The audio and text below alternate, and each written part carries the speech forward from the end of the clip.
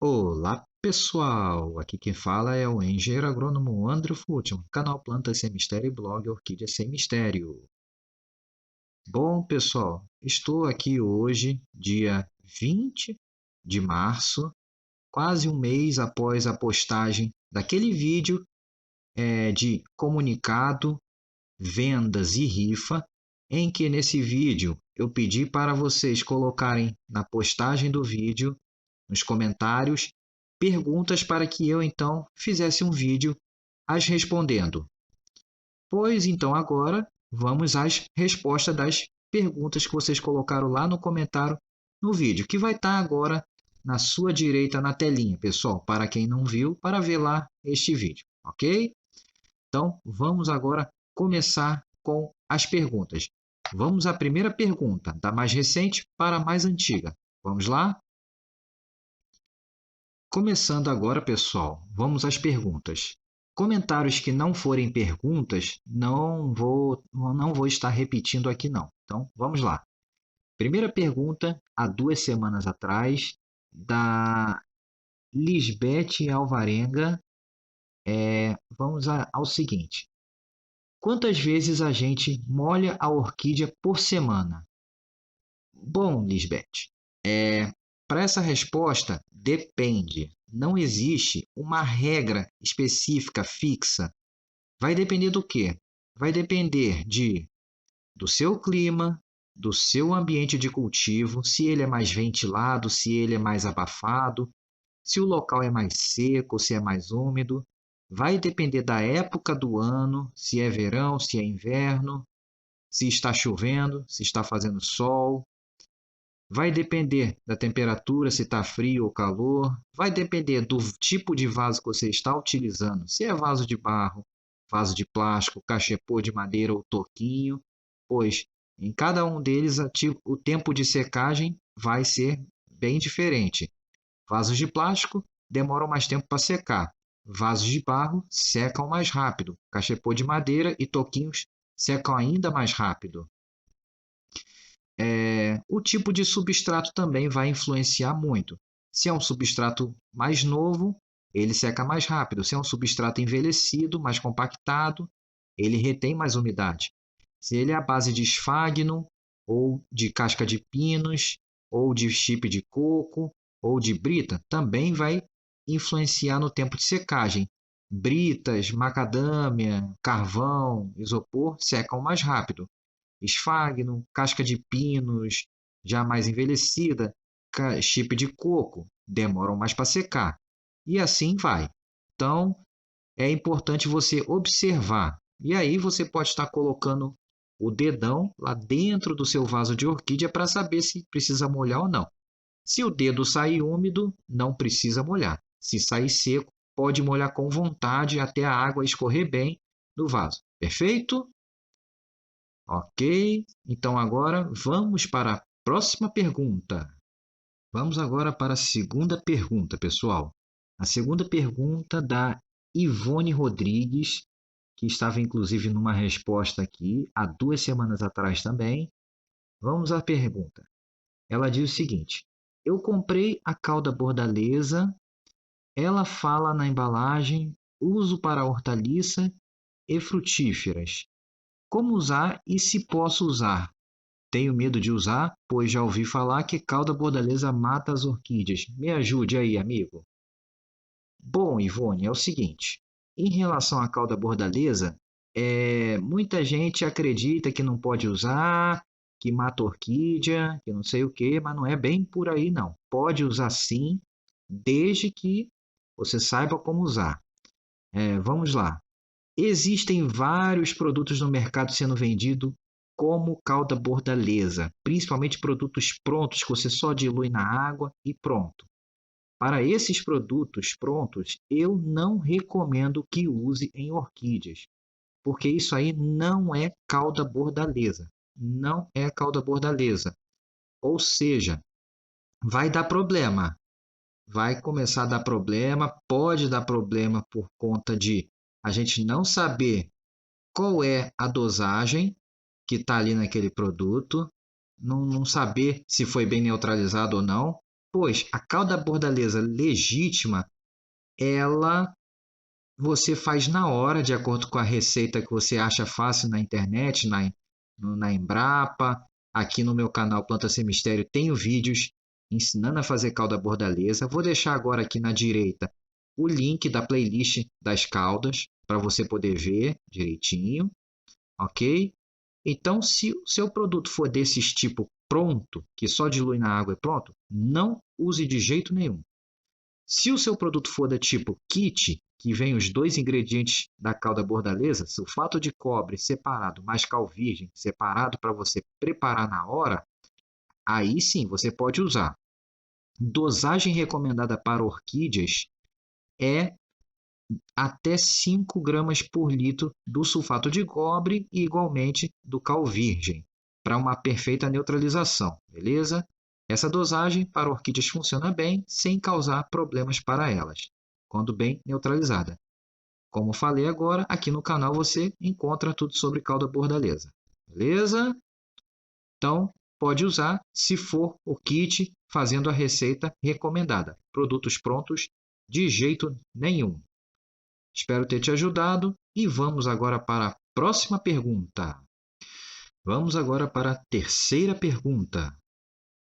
A terceira pergunta é da Maria das Graças, há 3 semanas atrás. Vamos lá, ela diz o seguinte: boa tarde, me fale se possível sobre uma boa adubação de valquerianas. Desde já agradeço. Bom, adubação para valquerianas, ela segue mais ou menos o mesmo princípio para outras catleias, então não tem grandes diferenças para adubação de valqueriana. Bom, eu vou falar algumas opções que você pode estar utilizando para valquerianas e outras catleias também. Vamos aqui a uma opção mais clássica que o pessoal usa bastante, que é o quê? O adubo Peters ou Plant Prod, pode ser qualquer um desses, ou até mesmo o Forte Orquídeas. A proporção 20-20-20 é um adubo muito utilizado e normalmente a gente utiliza ele uma vez por semana ou a cada 15 dias no máximo. Nesse tipo de adubo a gente precisa estar mantendo uma regularidade, porque ele é bastante solúvel, então ele é facilmente lavado nas regas. Então é necessário estar mantendo uma regularidade para poder funcionar bem.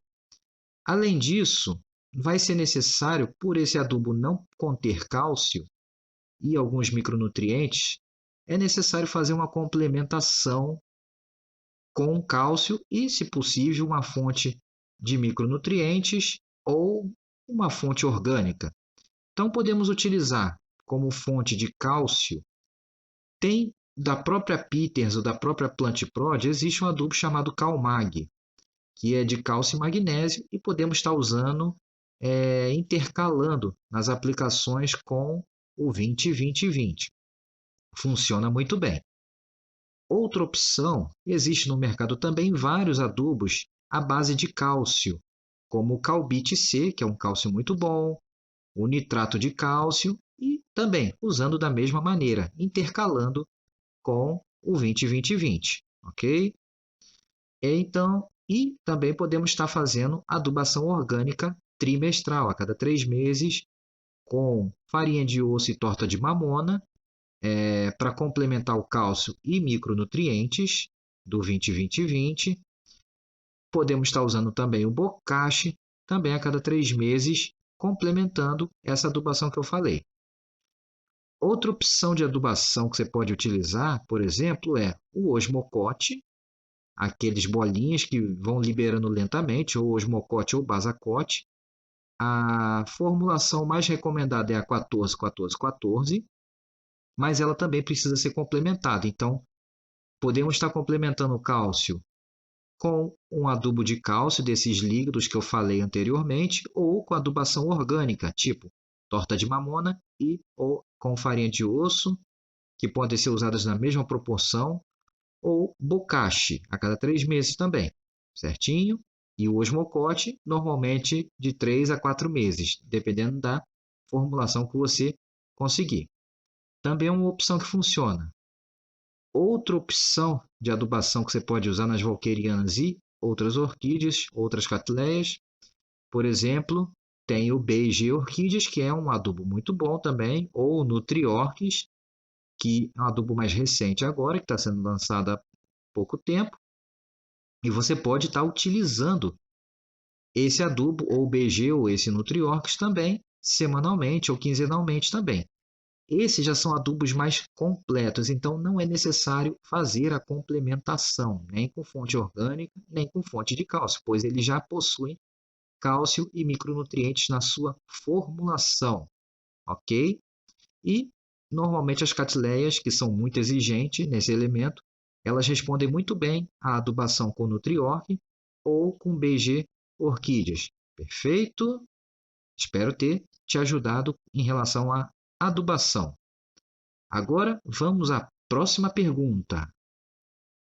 A próxima pergunta é da Elisa Mock Carvalho. São duas perguntas que ela tem aqui. Vamos à primeira pergunta, também há 3 semanas atrás dela, que é o seguinte. Outra pergunta. Tem orquídeas Dendrobium nobile cultivado em tronco, que ficou próximo do solo e agora vi muito tatu-bola e acho que estão comendo as raízes. Conhece algum tipo de controle desses bichinhos? Obrigado, Elisa Carvalho. Então, Elisa, olha, em relação ao tatu, se a sua planta ficou próximo do chão, uma das melhores medidas é suspender essa planta. Não deixe a planta próxima ao chão. Assim, você já evita muito dos problemas com o tatuzinho. Outra medida, se ele estiver em vaso, você pode estar fazendo a imersão desse vaso em água. Pode ser água pura, pode ser água com um pouco de detergente e algum desses inseticidas comuns, como Caltrine ou Butox, enfim. Normalmente isso vai fazer eles subirem e o inseticida também vai ajudar a matá-los. Beleza? Deixa por um tempo até eles saírem todinho, eles vão sair, vão tentar subir e vão acabar morrendo. E aí você cata eles e retira da sua planta. E mantém ela mais alto para que os tatuzinhos não venham em suas orquídeas para danificar as raízes. Agora vamos à próxima pergunta dela, gente. Gostaria de receber orientações sobre o cultivo de jabuticaba em vaso. Estou na dúvida de como fazer as adubações. Agradeço desde já, Elisa.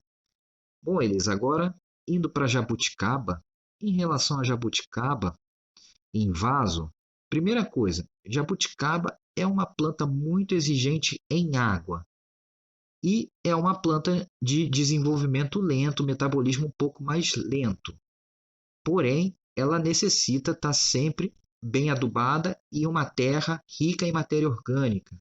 Então, a adubação orgânica vai ser fundamental para um bom desenvolvimento e uma boa frutificação dela. Então, você pode fazer, como a planta está em vaso e os recursos em vaso são bem limitados por causa da falta de espaço, é fundamental manter a terra sempre úmida, não pode deixar secar por cima de maneira nenhuma. Adubação a cada 2, 3 meses. Você pode estar adubando com um adubo orgânico, por exemplo, pode estar sendo com torta de mamona, com farinha de osso, cinzas também pode ser utilizado, cinzas de fogão, só não pode cinza de churrasco, essa não pode ser utilizada não. Mas cinza de fogão, junto com torta de mamona e farinha de osso, você pode estar fazendo essa adubação a cada 3 meses ou a cada 2, 3 meses. Normalmente ela responde muito bem. E se você quer melhorar ainda mais, junto com essa adubação orgânica, você pode estar utilizando o salitre do Chile também. Eu vou deixar agora aqui na tela uma recomendação de adubação de cobertura típica para vasos, enquanto eu estou falando contigo agora, ok? Então segue aqui a recomendação para te facilitar, com base num tamanho padrão de vaso de mais ou menos até uns 50 litros. Espero ter te ajudado. E uma outra coisa, é interessante em vaso manter uma cobertura morta, seja com palhada de grama cortada, casca de pinos de forração, enfim, qualquer cobertura para evitar que a terra fique compactada. E de tempos em tempos, por conta das regas pesadas, é interessante fazer uma descompactação, afofar a terra com um sacho, com um ancinhozinho, enfim, alguma ferramenta, um garfinho, para mantê-la bem fofa, bem aerada, o que vai favorecer muito o desenvolvimento das raízes e a infiltração de água até o fundo do vaso. Beleza? E agora vamos então para a próxima pergunta, pessoal. Agora vamos à pergunta da Neide Pereira. Então, olá, tudo bem? Por favor, fale um pouco sobre o cultivo de zigopétalo. Bom, a Neide está querendo saber sobre zigopétalos. É uma planta que eu tenho pouca experiência, não é uma orquídea que eu tenho tanta experiência assim, mas o pouco que eu cultivo dela é o seguinte: normalmente os zigopétalos são plantas que preferem um ambiente mais úmido, com bastante umidade, e climas mais amenos, uma vez que são plantas que normalmente são encontrados em locais de mais altitude, normalmente em costas, matas úmidas de morro, em locais de altitude de regiões serranas, mais para o sul também. Enfim, ou locais de grota, onde é muita umidade, próximo de água, de local de água, de nascente, onde costuma ter muita samambaiaçu, xaxim, tem alguns zigopétalos, inclusive, que vegetam exclusivamente no xaxim, como a zigopétalo maxillare. Então, são plantas que apreciam muita umidade e ambiente de clima ameno. Não são plantas tão interessantes para quem mora em locais de clima muito quente. Normalmente, eles não se desenvolvem muito bem. Muitos zigopétalos vegetam como plantas quase terrestres, vegetando naquela camada bem superficial onde tem muito detrito, muita matéria orgânica, nas encostas ali, nos morros. Então, para substrato e vaso, normalmente a gente usa um substrato que retenha mais umidade para ele. Claro, não pode ficar encharcado, mas tem que ser um substrato mais fino, que segure mais umidade. Pode ser, por exemplo, uma mistura de casca de pinos ou de macadâmia, mais trituradinha, com carvão, um pouco de brita zero também pode ser utilizado, e esfagno, um pouco de esfagno espalhado para manter um substrato mais úmido, mas sempre mantendo uma boa drenagem no vaso, beleza? E ambiente com luminosidade moderada, não pode ser excessivamente iluminado e também nem escuro demais. Uma luminosidade intermediária a um pouco mais sombreado, eles preferem. E locais de clima mais ameno, beleza? Então é no máximo que eu posso passar por hora, até porque o meu clima aqui não é favorável para o cultivo dos zigopétalos também. Beleza? Então agora vamos para a próxima pergunta, pessoal. Vamos à pergunta da Sueli Sabino. Ela pergunta o seguinte: posso cultivar mamão em vaso e ele dá fruto? Sim, pode cultivar mamão em vaso, ele frutifica, mas tem um porém. Mamão é uma planta muito exigente em termos de nutrição e água. E em vaso, por ser um espaço limitado, ele ainda se torna mais exigente ainda. Ou seja, a adubação de mamão em vaso tem que ser constante. Dependendo, se for adubos orgânicos, tem que estar mensalmente ou até quase 2 vezes por mês estar jogando adubação orgânica nele, porque a exigência dele é muito alta. Então, além do adubo orgânico, que é o quê? Torta de mamona, farinha de osso, por exemplo, pode ser utilizado, ou humus de minhoca, funcionam bem. Mas a torta de mamona, a farinha de osso e também é interessante utilizar o salitre do Chile também a cada adubação. Além disso, pode ser interessante estar aplicando um adubo líquido de calciboro. São adubos baratos, um adubo foliar de calciboro está aplicando 2 vezes por mês, pelo menos, para o seu mamão em vaso. Tamanho de vaso para o mamão. Olha, no mínimo 50 litros. O ideal é pelo menos uns 100 litros para um bom desenvolvimento do mamão, uma vez que ele tem as raízes bem desenvolvidas e ele dá uma aprofundada razoável. Então, um vaso de pelo menos 1 metro de altura seria interessante, pelo menos uns 100 litros, e uma boa largura, pelo menos uns 50 centímetros de largura ou mais. Aí ele já vai ter um desenvolvimento melhor. E em relação à água, não pode faltar água, tem que molhar todo dia, porque ele realmente é muito exigente em água e sol também. Local com muita luminosidade e bastante água. Então, o vaso precisa ser regado todo dia e, dependendo do clima, até mais de uma vez ao dia. E, lembrando, ele gosta de muita água, mas ele não tolera encharcamento. Portanto, faça uma boa drenagem no vaso. Quando for montar o vaso para uma mão, primeiro, o vaso tem que estar com bons furos para drenagem, furos grandes para drenagem. Segundo, coloque no fundo alguns dedos de material grosseiro, como caco de tijolo ou de telha ou brita de construção 1 ou 2. Depois, bote uma manta de bidim para poder evitar que a terra passe para o buraco e entupa o vaso e estrague a drenagem. E aí depois sim, você coloca a sua terra adubada e planta o seu mamão. Vou estar deixando aqui agora também por escrito informações sobre adubação de plantio em vaso que você pode estar utilizando, tá bom? E agora vamos para a próxima pergunta, pessoal. A próxima pergunta é do José Batista, que perguntou sobre flor de cera. Flor de cera Bom, José, acho que foi você que fez compra agora há pouco tempo. E aqui no canal eu vou deixar aqui na direita, acho que ainda tem espaço ainda, para colocar os vídeos sobre flor de cera. Mas é uma plantinha é um cipózinho, embora existam algumas que são pendentes e outras de porte arbustivo. É uma planta, um cipózinho do gênero das roias, que são cultivados normalmente em ambiente sombreado, mas com bastante claridade.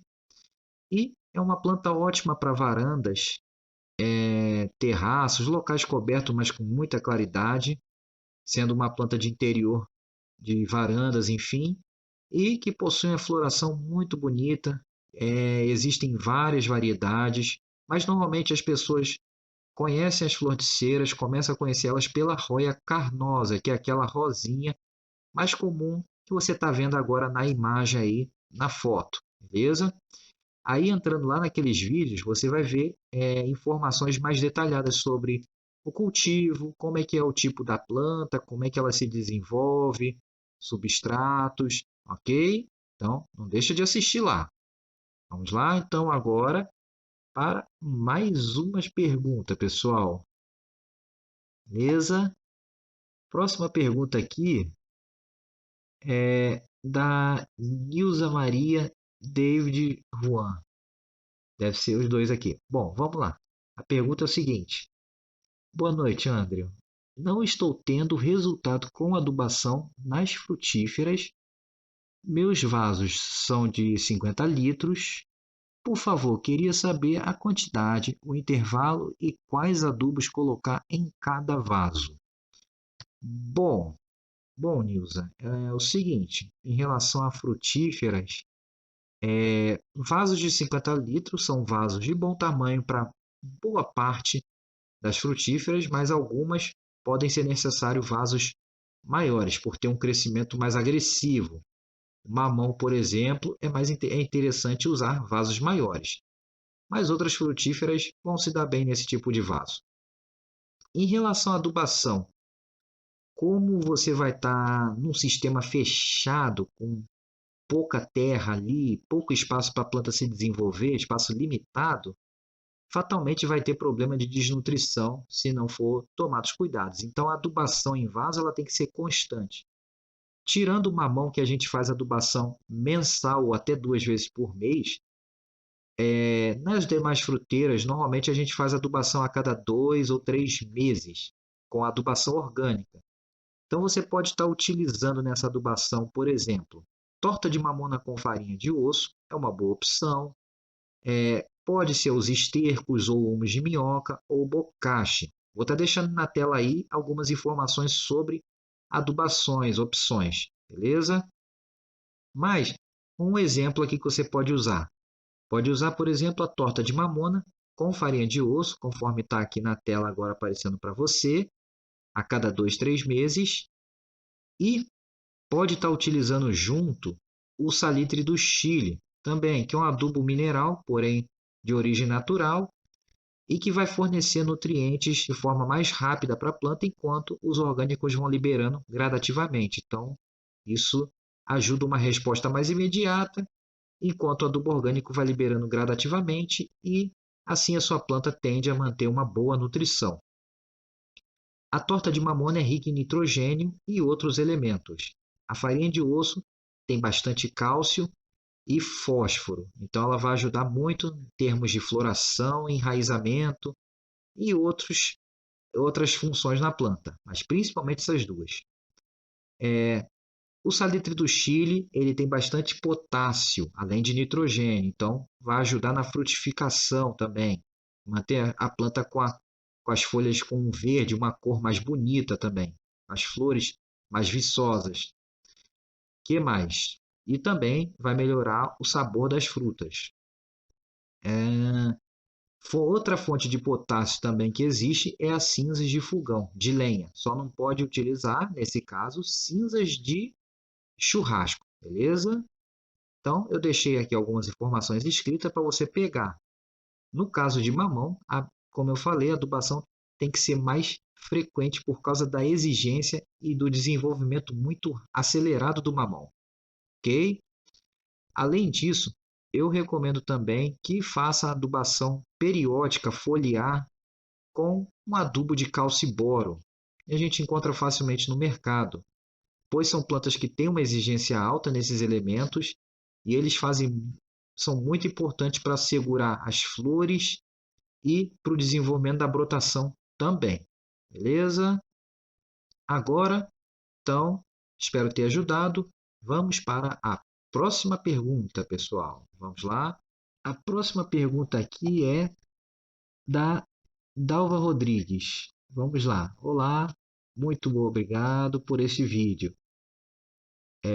Eu gostaria de fazer uma pergunta. Tenho um pequeno orquidário, uma hortinha e algumas frutíferas. No orquidário, veneno para a cochonilha. Na horta, dificuldade de cultivar jiló. Nas frutas, de dificuldades de floração, de segurar os frutos. Desde já agradeço. Bom, vamos lá. Primeiro, no orquidário, você está tendo problema com cochonilha. Primeira coisa, verifique se o seu orquidário não está faltando ventilação ou está pegando vento em excesso. E se as plantas estiverem muito emboladas, tente melhorar um pouco o espaço entre as plantas, se possível, claro. Às vezes não é possível isso. Mas se possível, pode ser uma boa pedida você tentar melhorar o espaçamento entre as plantas.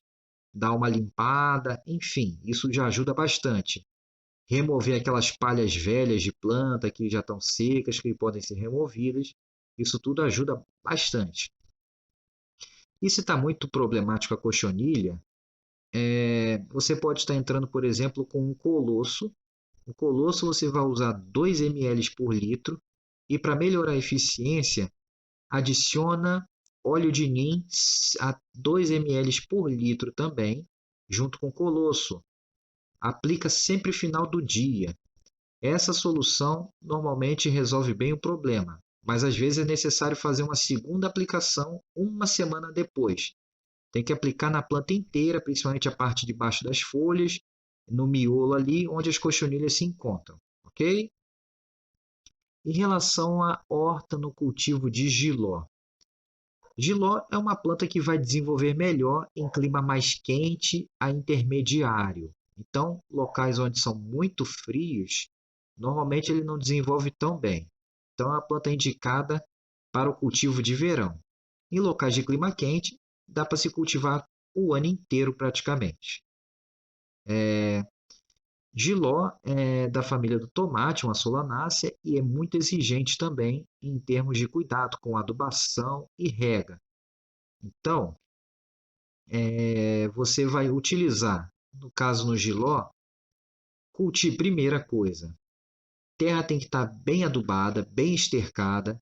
Se você está plantando no chão, procure estar usando adubos orgânicos, como no plantio, como esterco de galinha, ou humus de minhoca, ou torta de mamona com farinha de osso. São adubos normalmente que dão boa resposta, principalmente o esterco de galinha. A resposta é muito boa.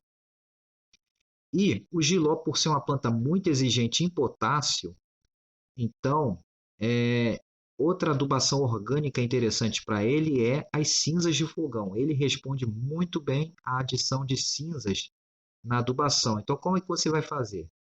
No plantio, você deve utilizar principalmente a farinha de osso e esterco ou ou compostagem, ou humus de minhoca, ou torta de mamona no plantio. Mas a farinha de osso é fundamental.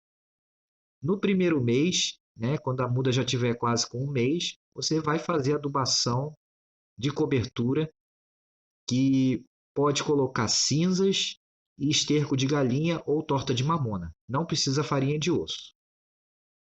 Vou deixar algumas medidas aí agora na tela, enquanto eu estou falando aqui para você, para te ajudar. Beleza? Aí, indo para o segundo mês, já você pode repetir essa adubação. E aí você pode estar repetindo, como o jiló é uma planta que produz ao longo de muito tempo, ele vai produzindo ao longo de muito tempo, você pode estar fazendo essa adubação mensalmente no seu jiló, que vai ajudar bastante. Outra coisa que ajuda também, adubação foliar de cálcio e boro. Se você puder também, use uma adubação foliar mensal ou 2 vezes por mês com um adubo de cálcio e boro. Vai ajudar bastante na formação, na floração, no pegamento dos gilozinhos e na resistência da planta. Também faça aplicações periódicas de óleo de nim com o inseticida biológico para lagartas, Dimipel. Eu vou deixar aqui a receitinha também na tela desse inseticida, que vai ajudar a evitar as principais pragas que o atacam. Beleza? Vamos agora ao resto da pergunta aqui. Bom, na fruteira, dificuldade de floração, não segura fruto. Pode ser problema também com adubação e falta de água. Então, primeira coisa, não deixe faltar água, pois senão realmente a planta pode não segurar as flores e os frutos. Isso é fundamental. Mantenha sempre uma boa rega, mantenha sempre a sua terra úmida, beleza? O que mais? Em relação à adubação, faça adubações orgânicas periódicas também nas suas fruteiras. Se tiver no chão, faça pelo menos 2 vezes ao ano, 2 a 3 vezes por ano, principalmente saindo do verão e entrando na primavera. Fundamental essas adubações, sendo que na entrada da primavera é fundamental o uso da farinha de osso ou outra fonte que tenha fósforo. E na saída do verão, pode usar somente uma fonte como o esterco, ou a torta de mamona, ou o bocache, ou o humus de minhoca. Beleza? E também aquela recomendação de adubação com cálcio e boro vai te ajudar bastante também no pegamento dos frutos. Ajuda demais. Então você pode fazer adubação foliar também mensal para melhorar o pegamento dos frutos e das flores. E em cada adubação que você for fazer nas frutíferas no chão também, use as cinzas também, se possível. A cinza é uma ótima fonte de potássio. Ou use o salitre do Chile, que também é uma ótima fonte de potássio, o que vai melhorar muito o pegamento dos frutos. Se tiver em vaso, a adubação deve ser a cada 2, 3 meses. Certinho? Agora, vamos então à próxima pergunta. Vamos agora para a próxima pergunta, pessoal. Agora a pergunta aqui é da Lise Menezes, há 3 semanas atrás. Vamos lá. Boa tarde. Gostaria que falasse sobre botões que abortam quando está cheia, quase abrindo, amarelo, murcho e cai. É sofrido. Bom, a questão de botões abortando em orquídeas ou em rosas do deserto ou em outras plantas tem várias causas possíveis. Uma das causas fator climático, fator ambiental que causa algum estresse na planta. Por exemplo, a planta foi mudada de lugar. Isso pode levar ao aborto de botões. Isso acontece muito. A planta, por exemplo, você comprou uma planta que veio de um local mais frio e foi para um lugar mais quente ou vice-versa. Isso pode gerar um estresse na planta e fazer ela abortar os botões. É muito natural em rosas do deserto e em orquídeas isso acontecer, ou até em frutíferas também. Outra causa que faz abortar botões: um evento climático extremo, um calor extremo, uma seca extrema, excesso de chuva ou um frio mais extremo, também pode levar a aborto de botões. Acontece muito também. Outra causa importante de aborto de botões também pode ser pragas. Pragas e doenças podem fazer aborto de botões. Por exemplo, ataque de trips. Trips em orquídeas ou em rosas do deserto ou em outras plantas também podem levar à danificação dos botões e a flor abrir deformada, com danos, ou até levar ao aborto completo da haste floral ou do botão. Então, ataque de trips, que é um insetinho bem pequenininho que você está vendo agora na tela aí, ó, L de asa franjada, eles realmente são problemáticos, causam problemas sérios, causam estrago nas florações de orquídeas e outras plantas e tem que ser combatido. Normalmente a medida no caso do trips, uma vez identificado, é arrancar tudo que é botão floral que tem ali, porque é onde eles gostam de se instalar, e aplicação de inseticida apropriado para trips, para fazer o seu controle. Beleza? E esse material tem que ser todo destruído. Além disso, uma outra causa importante de aborto de botões em orquídeas e outras plantas é a questão da deficiência nutricional e a falta de água. Desidratação pode levar à falta de botão, a aborto de botão, porque a planta não tem energia suficiente, não tem água para fazer o botão ir adiante e abrir. Aí ela acaba abortando o botão para se poupar.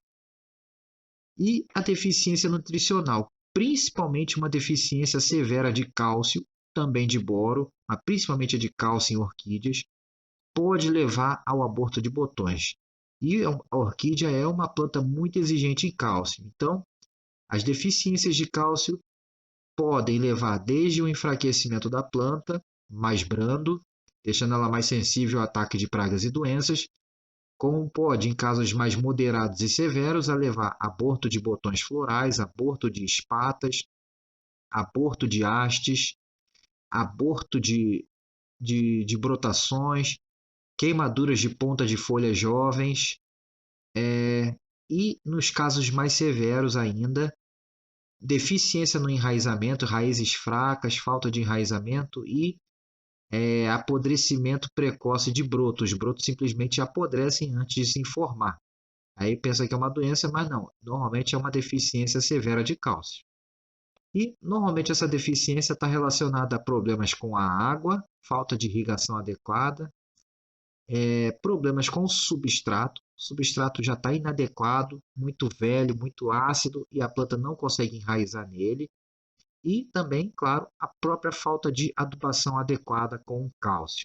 Então, é importante corrigir esses problemas para evitar justamente o problema de aborto de florações. A questão da luminosidade também pode levar ao aborto de florações ou à ausência de florações também. Então, luz em falta normalmente pode levar à ausência de florações. Luz em excesso pode acabar abortando por queimadura. Se for excessiva, pode acabar queimando os botões florais e eventualmente provocar um aborto. Não é muito comum, mas pode acontecer em alguns casos também, ok? Espero ter te ajudado com isso e agora vamos para a próxima pergunta, pessoal. Vamos lá. Agora a próxima pergunta aqui vai ser Vamos lá, vamos descer aqui para ver qual é a próxima pergunta.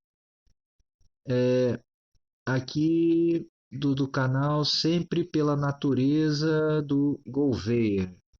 Vamos lá. Oi, Leandro, como evitar que os frutos de beribá e ata sejam atacados por mosca, mosca das frutas, etc. Bom, seja ata, beribá, fruta do conde, atemoia, graviola, araticum, enfim, todos esses aí e outras frutas que normalmente são muito atacadas por mosca da fruta, o que você pode estar fazendo? O ensacamento do fruto. Normalmente é uma opção quando o fruto ainda está bem novo ainda, se formando está bem novinho, você pode ensacar ele com um saco de TNT ou saco de papel. Como são frutas grandes, normalmente você não consegue saco de papel tamanho adequado para eles. Então, acaba sendo a melhor opção saco de TNT que você faz facilmente. E grampeia ali. Então, você bota na fruta e grampeia. Isso vai evitar que entre broca na fruta, que dê mosca das frutas, enfim. É uma prática muito utilizada para vários tipos de fruteiras. Serve para maracujá, goiaba, manga, enfim, uma série de frutas você pode fazer esse ensacamento. Tomate funciona muito bem. Então, é uma maneira sem veneno para você estar evitando problema com mosca das frutas e outras brocas também. Beleza, Gouveia? Abração aí. Valeu! Vamos agora à próxima pergunta. Pergunta da Laurinda Lima, né? Ela pergunta se eu ainda vendo flor de seda e em que estado você mora. Bom, eu sou do Rio de Janeiro e eu vendo flor de cera, na verdade, flor de cera. E sim, eu ainda continuo vendendo flor de cera assim. Agora vamos à próxima pergunta, do Roberto Carlos Moreira. Ele pergunta o seguinte, gente, há 3 semanas também. Vamos lá. Como guardar as cápsulas das catacetinhas após colher? E por quanto tempo posso guardá-la antes de semear? Bom, Roberto, pergunta muito boa essa tua, pergunta interessantíssima. E o seguinte, não só para catacetos, mas para outras orquídeas também, quando você colhe a cápsula madura e começou a romper, como é que você vai fazer o armazenamento e por quanto tempo? Primeiro, como? Você vai remover aquele pozinho, aquelas sementes, aquele pozinho, como você está vendo na imagem aí, e você pode colocar dentro, fazer um pacotinho com. Pode botar lá no papel toalha, ali, deixa pelo menos 1 a 2 dias aberto, na sombra, local protegido de vento, para retirar aquele excesso de umidade que possa estar na semente e que poderia ajudar a fungá-la e a inviabilizá-las. Depois desse 1 ou 2 dias aberto ali, arejado, para retirar aquele resíduo de umidade que fica, você pode fazer um pacotinho com o próprio papel toalha que ela tá, pode ser papel higiênico também, ou você pode usar também aqueles coadores de café de papel, são muito bons, tipo Melita da vida.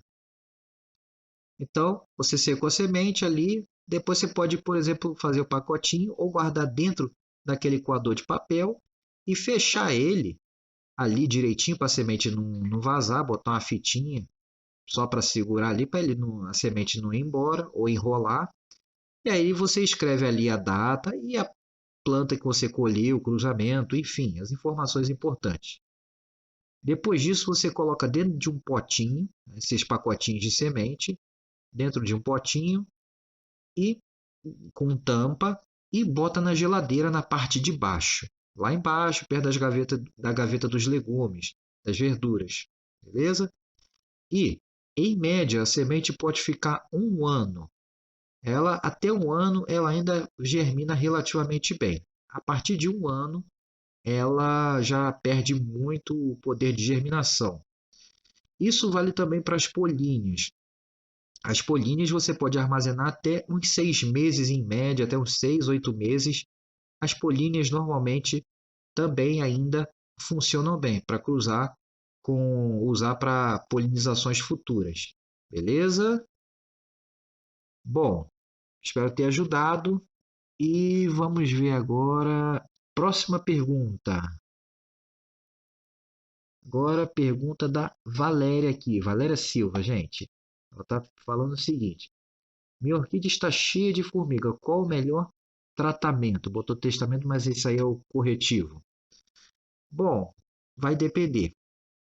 Se for formiga na brotação nova, naquele broto que está crescendo, naquela haste floral que está crescendo, naquele botão que está crescendo e não tem nenhuma praga ali, não precisa fazer absolutamente nada.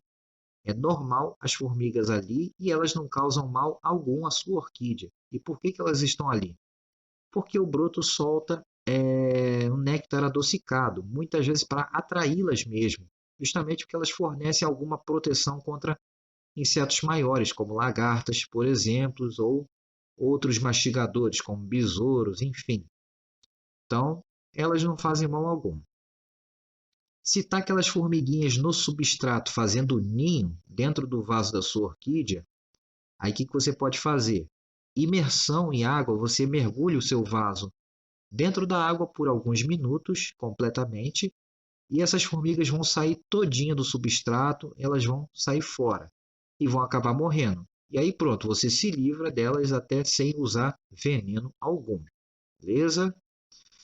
Agora, se você está com formigas na sua planta e tem cochonilha e pulgão, aí você tem que usar algum produto para o controle de cochonilhas e pulgões, ou pulgões, beleza? Porque eles também atraem as formigas. Então, você tem que, primeira coisa, observar o que essas formigas estão fazendo e se tem cochonilhas ou pulgões em sua orquídea, antes de tomar qualquer atitude. Repetindo, formigas na brotação ou nos botões, sozinhas, não precisa fazer nada. Ninho de formiga no substrato, mergulhe o vaso por alguns minutos até elas saírem completamente, resolveu o problema. Se tem cochonilha e pulgão, faça o controle da cochonilha e pulgão e as formigas vão se mandar. Beleza? Espero que eu tenha ajudado. Vamos agora aqui à próxima pergunta. A pergunta agora é da Dalva Silva. Vamos lá. Há 3 semanas atrás também. Boa tarde, André. Gostaria de saber se todos os catacetos perdem as folhas para florir ou só alguns e como plantar eles corretamente. E a rega, como deve ser? Espero muito a sua resposta. Bom, Dalva, eu vou colocar vídeos aqui, vou colocar aqui um vídeo sobre fases do desenvolvimento de catacetos aqui, de algum cataceto. Mas é o seguinte, sim, todos os catacetos perdem as folhas, é natural do ciclo do cataceto desse gênero de orquídea a entrada da dormência. Então, ele possui um período de dormência muito bem definido. Isso é um fato para todas as espécies de cataceto. Mas muitos catacetos vão florescer com um broto em desenvolvimento. Muitos catacetos florescem já sem folha, com um broto completamente maduro, mas outros catacetos florescem com um broto em desenvolvimento e alguns catacetos podem florescer tanto com um broto em desenvolvimento quanto com um broto mais maduro. Isso é muito comum. Então, em termos de floração, varia de espécie para espécie de cataceto, mas todos têm o mesmo ciclo de vegetação e dormência. Ok? Vou ver se ainda é possível aqui. Eu vou deixar o link de desenvolvimento de algum cataceto aqui só para te ajudar. O que não for possível deixar, pessoal, aqui, lembrando, o que não for possível deixar aqui de marcação de vídeo, eu vou botar na descrição do vídeo para facilitar vocês, ok? E agora, em relação ao plantio, em relação ao cultivo, enfim, dos catacetos. Bom, tem várias maneiras que você pode fazer, a rega, o cultivo, enfim. A rega, ele é como em outras orquídeas, você vai molhar quando ela estiver quase seca, praticamente seca. Secou, molhou. E aí é rega com abundância. Mas é interessante evitar estar molhando e juntando água no miolo das folhas, pois ele pode apodrecer. Ok? E vamos lá. Plantio. Ele pode ser plantado em várias maneiras. Pode ser plantado em cachepô de madeira, em toquinho, em vaso de plástico, vaso de barro, em garrafa PET. sendo que o plantio em garrafa PET ou vaso de plástico normalmente são mais interessantes, porque o cataceto ele gosta bastante de umidade na raiz, claro que com boa ventilação. Então as PETs é mais interessante, eles costumam ter uma boa resposta na garrafa PET, seja com reservatório ou sem reservatório. Tanto uma versão quanto a outra versão costuma funcionar muito bem, assim como no vaso de plástico, por eles reterem mais umidade, né? Lembrando sempre de ter bastante furo para a ventilação dessas raízes. E mais detalhes vai ficar nesses vídeos que eu deixei marcado para você. Agora, vamos lá para a próxima pergunta da Leia Domit. Vamos lá. Então, Leia, vamos à sua pergunta. Qual a altura mínima para um mini orquidário e o espaçamento de uma casa para o outro? Pergunta boa, gente. Muito boa essa pergunta. É o seguinte: altura para uma construção de orquidários, telados, enfim. Bom, normalmente a altura vai variar da região que você está. Regiões frias, você pode fazer o orquidário mais baixinho. Se for um local muito frio, na maior parte do ano, pode ser uma construção até 2,5 de altura, está de bom tamanho, vai resolver bem. Mas em locais quentes, principalmente os bem quentes, a construção tem que ser 3,5 para cima, por conta do calor, senão o ambiente fica superaquecido e aí dá problema. Locais mais intermediários, você pode trabalhar com 3 metros a 3,5, ok? Então, se você mora em local muito quente, faça o mais alto possível a sua estrutura. E em relação à distância da casa, se foi isso que eu entendi, de uma casa para o outro, pelo menos tem que ter uma distância mínima que possa circular, que possa bater sol. O ideal é que o orquidário fique no local onde fique ventilado, tenha espaço aberto suficiente para pegar bastante sol. Quanto mais sol o teu orquidário pegar, melhor, porque você vai dar o sombreamento necessário para elas através da tela de sombreamento, do Sombrite, tanto na cobertura quanto na lateral, se possível. Então, tem que ter pelo menos espaço suficiente para você poder transitar ali pelo lado dele, por fora dele, e que pegue bastante sol, e que não pegue tanta influência da sombra da casa. A distância vai variar, até porque também a gente tem que levar em consideração questões de terreno. Às vezes a pessoa tem um corredor apertado, um terreno mais apertado, então vai ter ali 1 metro, 2 metros, 3 metros de distância só, e não vai poder fazer muito melhor. Mas pelo menos 2, 3, 4 metros de distância da casa, de qualquer fonte de sombreamento, seria o ideal. Beleza? Agora vamos à próxima pergunta, pessoal. Estamos chegando ao final aqui do nosso perguntas e respostas. Vamos lá. Pergunta do Reinaldo Veríssimo. Boa tarde. Qual o substrato é melhor para o cataceto no PET? Esfagno com palha, de arroz ou mix de carvão, macadâmia, esfagno e brita? Olha, no PET, principalmente se for com reservatório, eu não recomendo usar esfagno com palha de arroz puro, não. Vai ficar excessivamente úmido e pode abafar, o que pode dar problema. Então, realmente, no PET com reservatório, ainda mais para planta adulta, é mais interessante utilizar a macadâmia ou pinos com carvão e brita. E pode colocar um pouquinho de esfagno por cima, principalmente em planta recém-replantada ou plantas mais juvenis. Funciona bem melhor assim e evita o problema do encharcamento do substrato, ok? Bom, e agora, pessoal, deixa eu ver, acabou. Essa foi a última pergunta. Obrigado a todos que mandaram suas perguntas no vídeo.